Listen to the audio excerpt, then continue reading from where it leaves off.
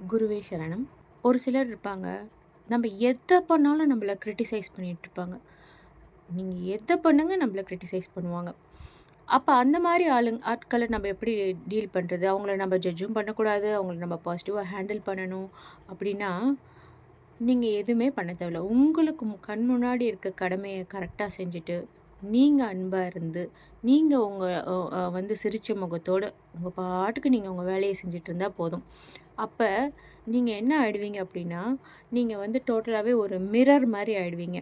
அந்த ஆப்போசிட் பெர்சனுக்கு நீங்க ஒரு மிரரா மாறுறப்ப, அவங்க நம்மள பார்த்து கிரிட்டிசைஸ் பண்றப்ப, அவங்க தன்னையே தான் இங்க நம்மள பார்ப்பாங்க.